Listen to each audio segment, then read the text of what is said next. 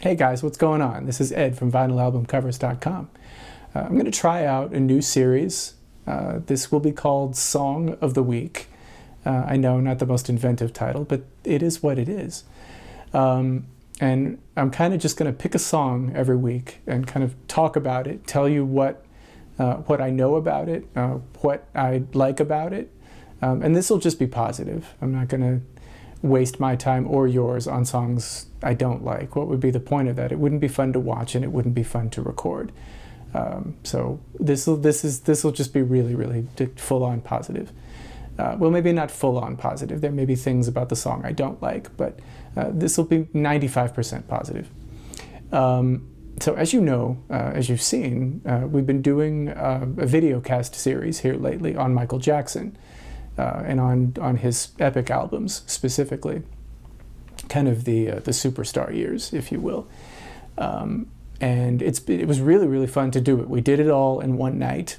So it was like 3.5 hours worth of talking. And our guest, Ed Bowser, was a real trooper and stuck it out with us and provided really insightful commentary. Dre and I are used to kind of going on forever about music, but we weren't sure whether Ed was. And Ed was really up to the challenge, so good on you, Ed. Appreciated it. Great stuff. And as of this writing, there's actually still more to come.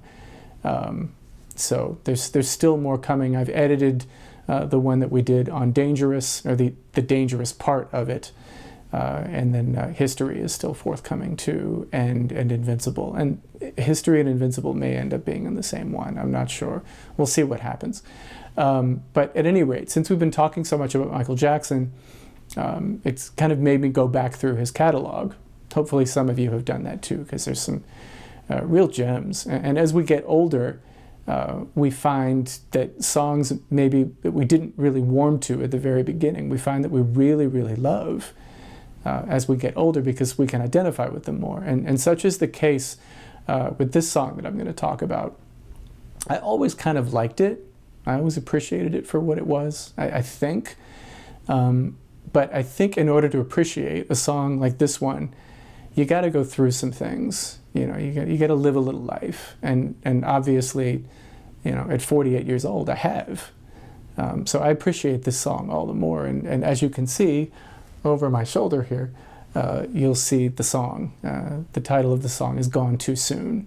It's off the Dangerous record. It's the second to last song on the album, or third to last song on the album, I'm sorry. There's Keep the Faith, and then the title track finishes off the album. But it's a really great song. I have since learned some facts about it. I'll share them with you now. Back in 1983, there was a television special. And Dionne Warwick was one of the featured singers on that special. And so she needed a song to sing. And they were kind of going to do like an obituary section, you know, of people that had been lost at that point, entertainers specifically. And so the writers of special material on that particular show, Buzz Cohan and Larry Grossman, who have written for absolutely everything. They're just brilliant writers, both of them, and they mostly kind of have made their name doing television specials and things of that sort. Like, they're real songwriters, just excellent stuff that they've come up with over the years. And one of the things that they came up with was Gone Too Soon. And they presented it to Dionne, and she loved it, and she sang it there on the show. And did a nice job with it. I mean, it's what you would expect for a show of that type, but she did it really well. And a lot of people saw it and really liked it. And one of the people who saw it that night was Michael Jackson. He saw it, and he said that it made him cry. It actually made him weep. And I can certainly understand why. And so many years after the fact, 7 to be exact, I think, because I think they did it. I think they recorded it in 1990. He told Dionne that he was going to record it, and she was like, absolutely, have at it. And so he got with Bruce Swedien, the legendary engineer Bruce Swedien. It turns out he's a halfway decent producer too. I actually left this out in the blog. This is kind of his crowning achievement, I think, as a producer, this particular tune. And And so they went for it, and they did it, and brought it to David Paich. David Paich is the one of the vocalists, and more than anything, the keyboard player and primary songwriter for Toto, the 80s group Toto. Well, they're still around now. They're not just an 80s group. Shame on me. But they're just, I mean, those are the guys everybody went to get their songs cut. You go to them. And so David did an absolutely gorgeous arrangement. And his father did too, Marty Paich, who used to arrange, back in the 50s, I believe. He used to do arrangements for like Mel Torme and all of the bands that were around back then that were a big deal. The Hi-Lo's specifically, they worked with him too. So just an absolutely fantastic arranger. And they went to him too, and he worked on it. Steve Porcaro did a lot of the synthesizer work on it. And it's just, Michael came in and did this fantastic vocal on it. And it's absolutely gorgeous. I kind of, when I first heard it, I didn't totally get it because I wasn't supposed to. I was very young. But as I've lived, I kind of really appreciate the lyric for what it is. It's a beautiful, beautiful lyric.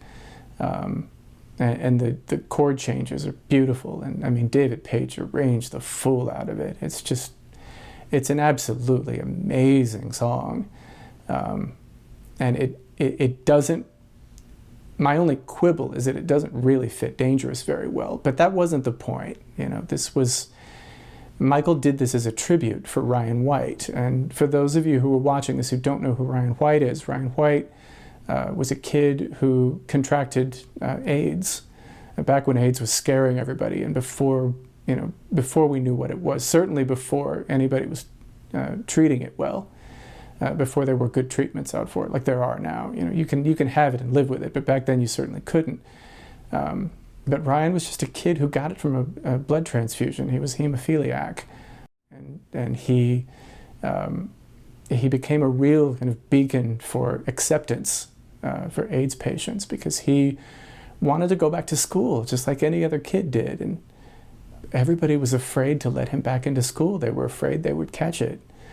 And it's nobody's fault. I mean, if you remember, again, back then nobody knew what this was. Everybody was afraid that they'd die if they caught AIDS. That was the fear, because they did. People were dying left and right, and this was right in the middle of that furor of not knowing how people caught AIDS, not really understanding how you could catch it, and not really understanding that you'd be safe in that instance. So nobody knew, and so I'm really hesitant to blame the kids and the parents in that situation. The parents were just trying to keep their kids safe. They were doing their jobs, and it was tough all around for everybody. Certainly tough for Ryan, and tough for the parents and the kids too. You know, and so there was this big furor about letting him back into school, and they didn't want to do it. And so I believe he managed to get back in, if I'm not mistaken. And it was very frightening for everyone, and more, probably more so for him than for anyone. And anyway, as was the case with AIDS back then, unfortunately, he didn't make it. And Michael and he had gotten to be very good friends, and he'd gotten to be good friends with Elton John as well. So he'd been reached out to, and he was a real symbol for kind of grace under pressure. He really was. And so anyway, this was kind of Michael's dedication to Ryan White. That's what this was. In fact, if you notice on the CD cover next to me, you'll notice the two of them walking together. They were legitimately good friends with each other, and Michael was really there for him. But anyway, this was a dedication to Ryan, and it's just beautifully sung and really heartfelt, and the arrangement is just amazing, and I love the key it's in. It's just so well done, and the way it ends is beautiful. It's just a fantastic arrangement. I think one of the really cool things about it is it's hard to tell kind of where the strings end and where the synthesizers pick up, because they're all kind of mixed up together, and you can hear where the strings are and kind of counter melodies and things like that in the second verse. But it's hard to tell kind of where the synths pick up. They're kind of just there to kind of thicken it up and bring it all together. And it's very well produced. It's well engineered, of course. Bruce Swedien was a genius. And it's such a nice track. And I think about the song itself, if you notice, the song is an interesting form because it's basically just verse and B section. It doesn't really have a chorus because it goes, like a comet, which is the verse, and then it goes shiny and sparkly and splendidly bright. Like that's a B section. Here one day, gone one night. And then back to a verse. Like the loss of sunlight on a cloudy afternoon. Like that's a verse. And then like a castle built upon a sandy beach. When it goes up, that's another verse. Born to amuse, to inspire, to delight. That's a B section. And then like the sunset dying with the rising of the moon. That's another verse. Gone too soon. And then it just kind of retards out. And it's a very weird form. It's not your typical kind of verse, chorus, bridge, verse, chorus, and out. It's a unique form, but it works really well, I think. And it's a lovely, lovely song. And I've been listening to it a lot lately, like a lot. It's been that puppy's been on repeat. So I'm so glad that we did that series to get back into it. So for those of us that had the cassette, it wasn't an easy song to get to because it was at the end. So if you haven't heard that song lately, go listen to it. It's really, really beautiful.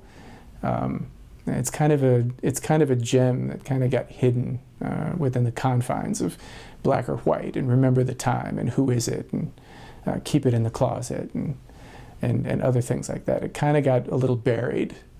So hopefully you'll have a chance to check it out and listen to it again if you haven't heard it in a while, or maybe haven't heard it at all, because I couldn't recommend it highly enough.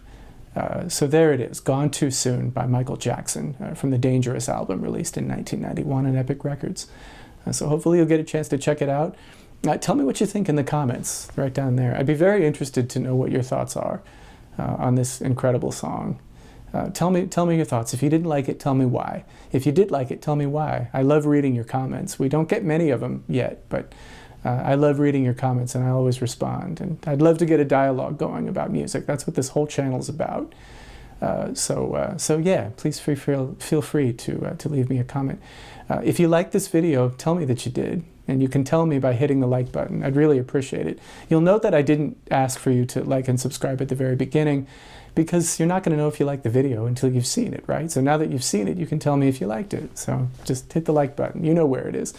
If you like content like this, tell me that you do. And hit the subscribe button too. We're going to do, I'll do many more like this for sure. And we'll certainly be doing more video casts.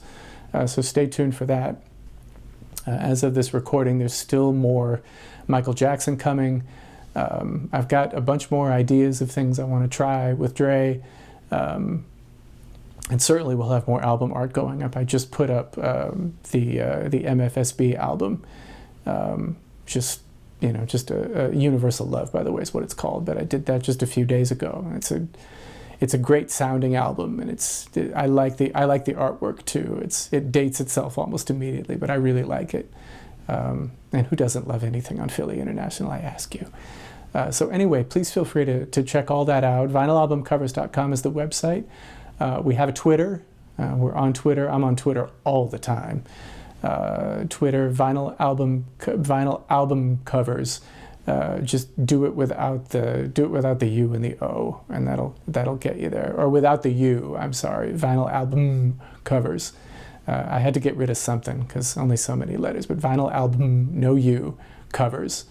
I'll put the link in the description so you can come in and play with me on Twitter, because that's basically where I am. We do have a Facebook. We also have an Instagram. I haven't figured out how to make the best use of Instagram yet for us. If you have ideas, let me know. But yeah, so visit us on all the social networks, as they say. But thank you so much for watching. I appreciate it.